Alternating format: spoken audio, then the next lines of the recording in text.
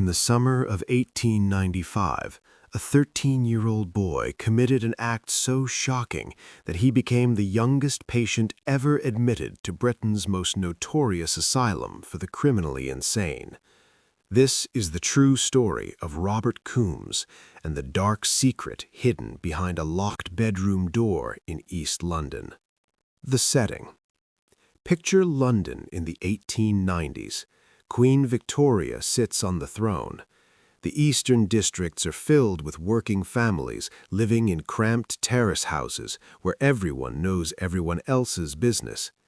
In the parish of West Ham lies Plaistow, a neighborhood of factories, railways, and riverside docks. The streets are narrow, houses stand shoulder to shoulder. Nothing happens without someone noticing. This is where our story begins, at 35 Cave Road, an ordinary terrace house in an ordinary street. The family. Inside lives the Coombes family. Robert Coombes Sr. works as a steward aboard steamships, spending months at sea. His wife, Emily, manages the household alone during his long absences. They have two sons, Robert Allen Coombes, born in January 1882, and his younger brother, Nathaniel George. Robert's birth was difficult. Instruments were used, leaving physical marks. Throughout his childhood, he suffered from severe headaches that sent him regularly to the doctor. The brothers were inseparable. Neighbors noticed that Robert always took the lead. He chose their games, spoke for Nathaniel when adults asked questions, and walked ahead while his younger brother followed. Penny dreadfuls and public fear. In the 1890s, cheap illustrated magazines called penny dreadfuls were wildly popular with young people. These stories featured crime, adventure, and sensational violence, and respectable society was terrified of them. Educators and social reformers blamed these publications for corrupting youth, encouraging disobedience, and promoting moral decay. The debate raged in newspapers and church halls across London. Robert Coombes loved these stories. His room was filled with them. Father leaves. On July 6, 1895, Robert Coombes Sr. departed London for another voyage. He would be gone for weeks. Emily was left alone with the two boys, and discipline had been getting harder. The boys were frequently disobedient. They came home late, ignored chores, took small amounts of money without asking. Emily punished them the way working-class mothers did, with whatever was at hand, a broom handle, sharp words. Neighbors heard the scolding, but thought nothing of it. This was normal. The purchase. In the afternoon of July 7th, Robert visited a local shop and bought something unremarkable, an ordinary table knife, the kind used in every kitchen across London. No one questioned the purchase. No one took twice about it. The night of silence. That evening, 35 Cave Road appeared completely normal from the outside. No shouting, no screams, no disturbance of any kind. Emily Coombes went to bed in her room. The boys remained elsewhere in the house. The neighbors heard nothing unusual, and in these thin-walled terraces sound carried easily. But when morning came, Emily Coombes would never leave that bedroom again. The disappearance. In the days after July 7th, neighbors began to notice Emily's absence. Where was Mrs. Coombes? She was always so regular, so visible in the neighborhood. When asked, the boys had a simple answer. Mother has gone to visit relatives. She'll be back soon. It seemed reasonable. No one pressed further. Living with the dead.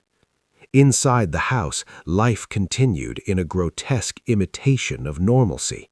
The boys used Emily's money to buy food and entertainment. They attended public shows. They purchased more penny dreadfuls. A family acquaintance named John Fox was even invited over. He helped prepare meals and never suspected anything was wrong. The boys told him the same story. Mother is away visiting family. One door in the house remained locked, Emily's bedroom. Fox never tried to open it. The smell. As the summer heat intensified, an unmistakable odor began to fill the house. When Fox or others remarked on it, the boys offered simple explanations: rotting food, household waste, nothing unusual. The locked door remained closed. 9 days passed. Aunt Emily arrives. On July 16th, Emily's sister came to visit. She entered the house and immediately noticed the terrible smell. When she asked about her sister, the boys' answers didn't satisfy her. She walked to the locked bedroom and found it secured from the outside. She forced the door open. The sight and smell that greeted her were overwhelming. Emily Coombes lay on the bed, clearly dead for many days. Her sister staggered backward, covered her face, and fled the room to steady herself in the hallway. She sent for the police immediately. The investigation. Inspector James Gilbert of the Thames Police Division arrived within the hour. The house was sealed. Medical officers were summoned. The examination revealed that Emily had been stabbed multiple times while lying in bed. There were no signs of self-infliction, no indication of accident, no evidence of forced entry or robbery. This was murder, committed by someone inside the house. During a search of the premises, police found the table knife, money belonging to Emily hidden in various places, and Robert's collection of crime magazines and drawings. The confession. When Inspector Gilbert questioned Robert, the 13-year-old confessed immediately and calmly. He admitted stabbing his mother while she slept.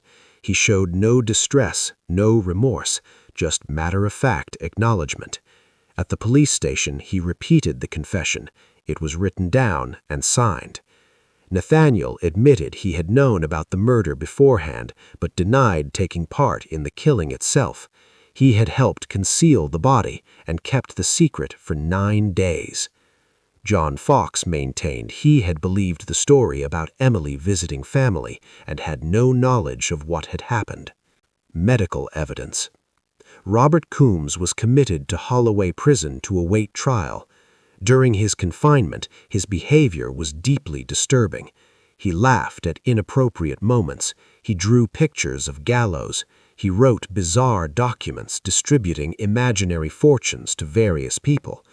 The prison doctor, George Edward Walker, examined him extensively.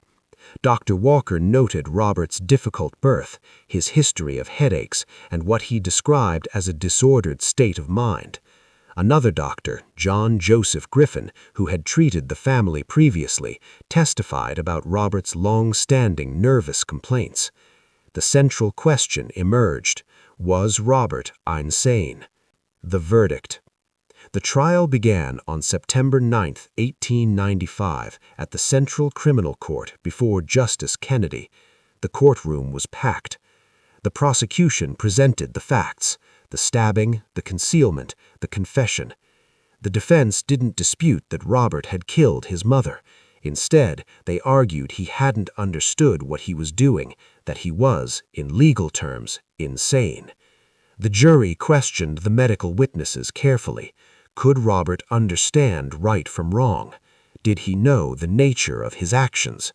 On September 18th, after deliberation, the jury returned with their verdict: guilty, but insane at the time of the crime. Nathaniel and John Fox were acquitted and released. Justice Kennedy, noting Robert's extreme youth and the verdict of insanity, ordered him to be detained indefinitely at Broadmoor Criminal Lunatic Asylum during His Majesty's pleasure. At 13 years old, Robert Allen Coombes became Broadmoor's youngest ever patient.